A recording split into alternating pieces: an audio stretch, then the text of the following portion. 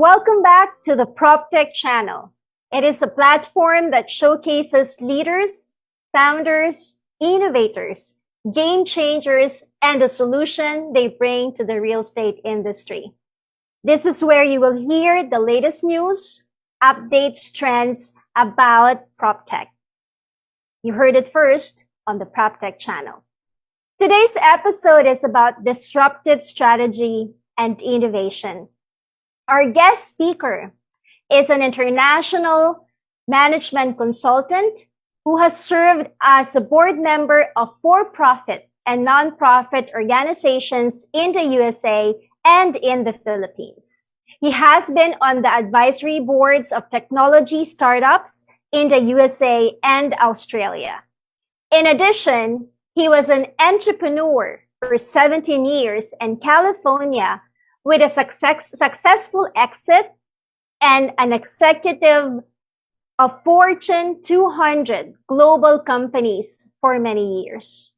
He is also a founding corporate member of Proptech Consortium and is part of the Learning and Development Committee. Let's welcome on the show, Mr. Armand Cacacho. Hi, Armand. Hi, AJ. How are you? Thank you. Very well. Yeah, how are you? Pretty good. Good. Excited Yes. to be with you here. Thank you so much. We're excited to have you, and thank you for spending time with us.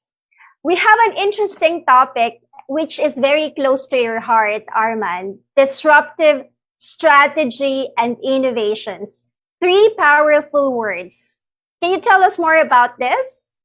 Yes. So disruptive strategies are strategies that deploy products, services, and business models that could save cost, speed up transactions, or provide convenience to users on a massive scale. For example, Amazon disrupted the retail industry by selling products on its e-commerce platform, and it killed centuries-old Sears, which has been in business since the 1800s. Sears was a pioneer in the mail order catalog business. They sold their products based on catalogs and mail orders. So it would have been very easy for Sears if they built a platform and digitized all their catalogs products. It would have been very easy for them. So they either ignored the disruptor Amazon, or wasn't quick enough to pivot and develop a platform so that they can respond to Amazon. It also killed another, retailer, giant retailer in the toy industry, Toys R Us. There are other examples like, Netflix disrupting Blockbuster. So those are just few examples of giant, famous companies here in the US that, failed because they couldn't respond to disruptors.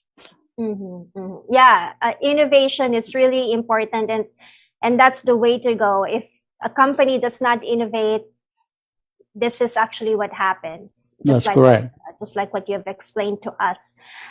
What are the examples of disruptive innovations that you see in the real estate industry in a global perspective? Okay. Yeah, sure. Yeah, I don't even have to look far. It starts with my home.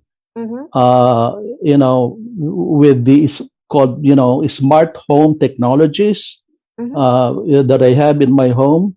I can view the inside and outside of my home using my cell phone from anywhere in the world. I can even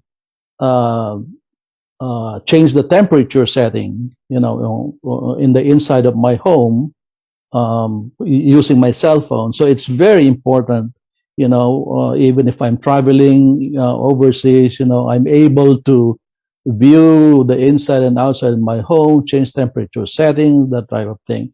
On the commercial real estate side, we have one example here. There's a platform that provides data analytics of commercial buildings.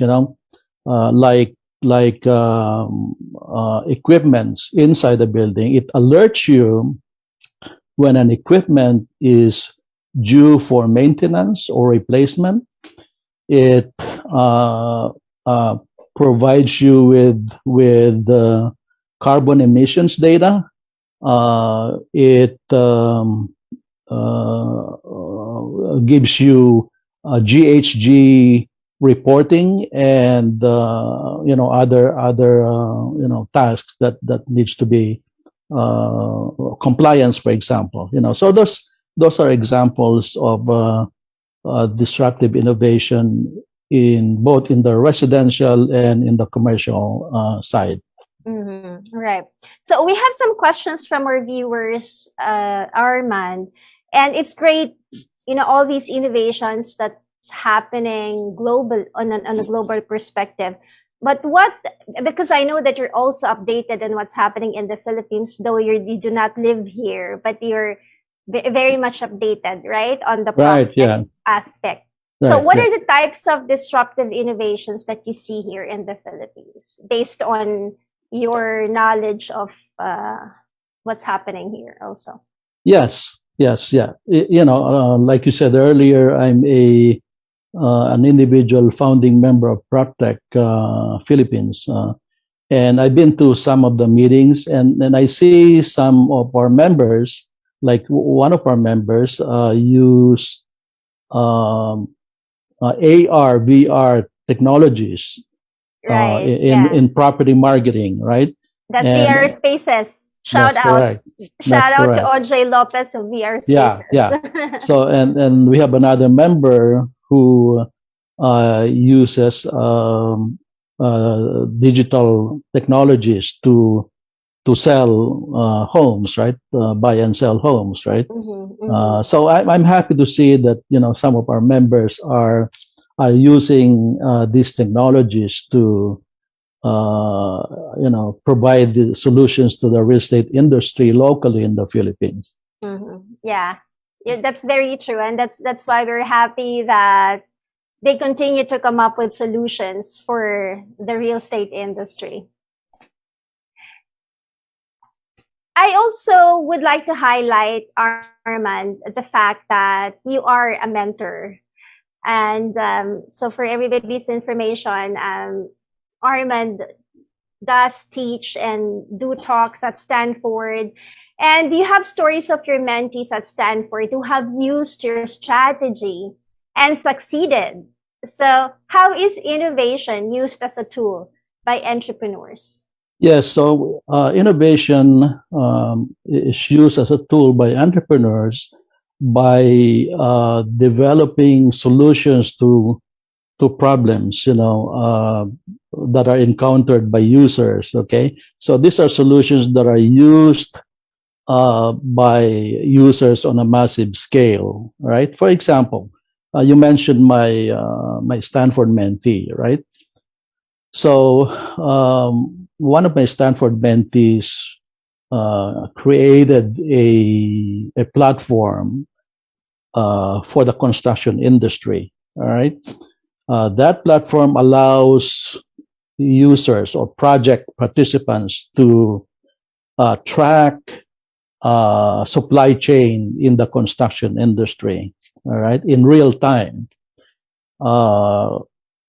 Because in the construction industries, materials either arrive late, creating construction delays, or they could arrive too early, and that increases, storage cost, because if the materials arrive too early, you had to store them somewhere else, either on site or off site, and that increases your storage cost and thereby increasing the overall construction cost, right?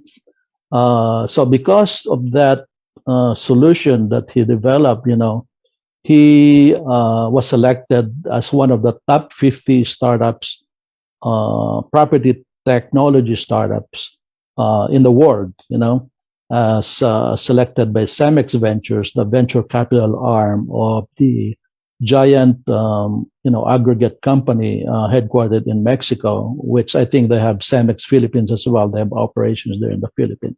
So that example provides a solution to a notorious problem in the construction industry. Okay, so that's how, yeah. That's great news. Wow. Tech, it tracks supply chain in the construction, and just like what you said, the solution they provide is really reducing the entire. It's actually addresses the delay, right? So right, yeah, right. Right. Okay, great. So I believe we also I have heard of a technology like that here in the Philippines. So okay, yeah. good. So we also just need to know more about that. For our viewers also, Armand, you're very passionate about helping startups, and this is what you advocate. This is part of your advocacy. What has motivated you to do this? Yes, so it's my way of giving back to the Philippines. I got my first degree there in civil engineering.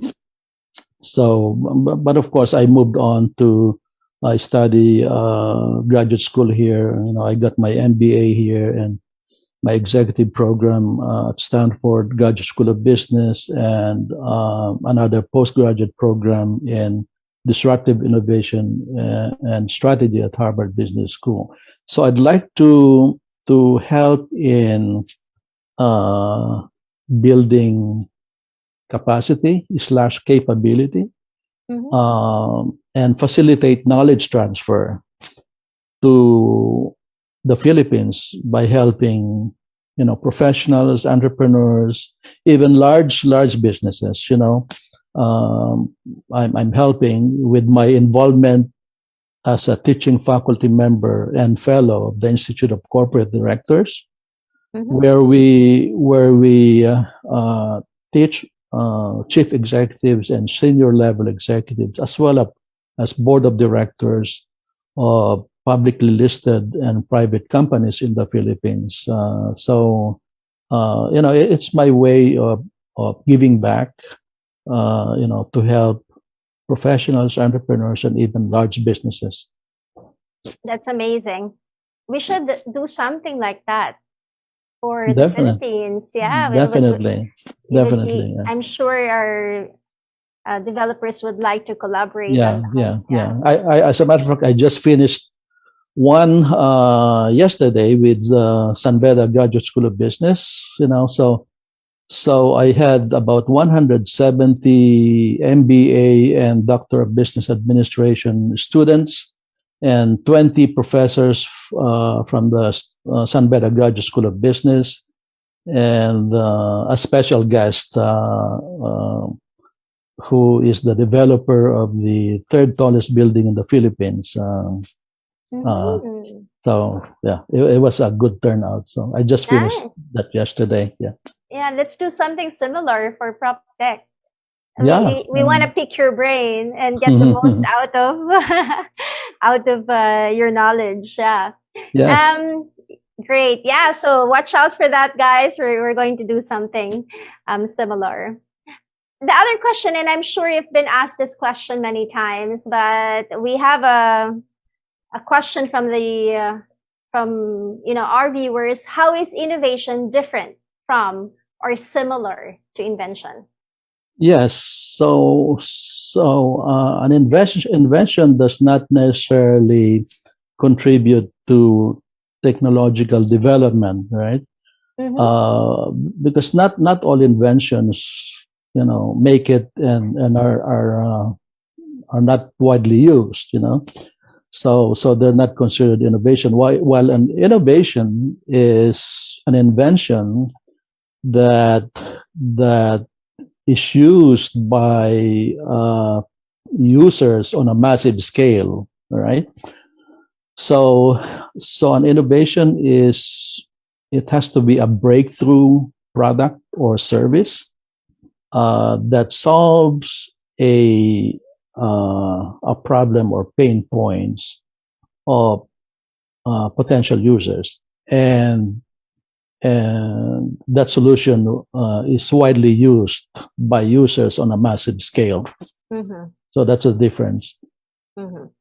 Right. So take note of that. For viewers, invention is used on a massive scale and breakthrough product that aims to solve a problem, right? Because there are some inventions that doesn't get used or utilized, right? Yep, definitely. And I also just recently watched your talk, Mm-hmm. and there was a part there that you showed the photo of George W. Bush Sr. thanking you for your contribution. Can you tell us that story? Sure. Yeah. So I received that in 1992, I believe, in recognition of my leadership in the Asian American Pacific Islander community here in the U.S. So I was invited to go to the White House, as a matter of fact. So that's how I received that from the late President George Bush Sr. Mm-hmm. He specifically actually thanked you for your contribution to the United States of America, for the work that you do. That's correct. Yeah. Yes. That's what he wrote on the picture that right. that Yeah, I received. And we actually see it here. That he has the photo of his kid. Is that his daughter? Granddaughter. That's His granddaughter. granddaughter. What's the name of his granddaughter? I think that's Jenna. Jenna. Who later on worked for CNN. I see. Briefly, yeah. Right. Yeah. So, I mean, for you to be recognized, that means that shows that shows the work that you're doing for the world. To be honest, right? So Right. yeah. So thank you for what you do, Armand. It's a pleasure to have you. And you're an example of a Filipino who'd like to give back to our country and also to the world. So thank you so much for what you do. Can we ask you for a message for viewers? Yes, wrap up? Definitely, yeah.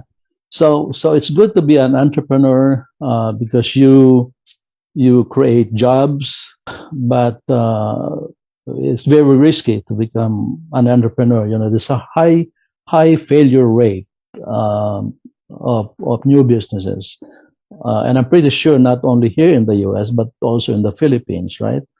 But you can minimize those risks. Proven strategies.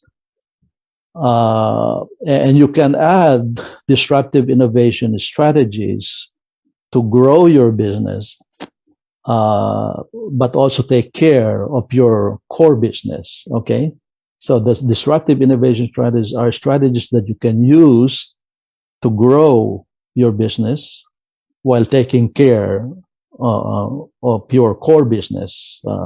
Okay, so I hope I get that message across. That's very true. It's challenging to be an entrepreneur, challenging and rewarding. That's why you need to have the tools, the tips that you need to be successful. And thank you for those tips, Armand.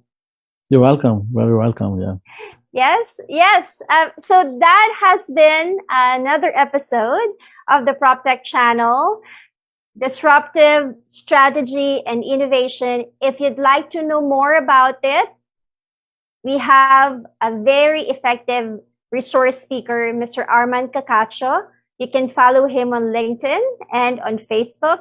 He has series of lectures And again, he's a faculty of the Institute of Corporate Directors. So we'll plan something out. If you like this episode or you have any comments, please type it on the comments below. And we'll see you again on our next episode. You heard it first on the Proptech channel. This is AJ, and we'll see you again.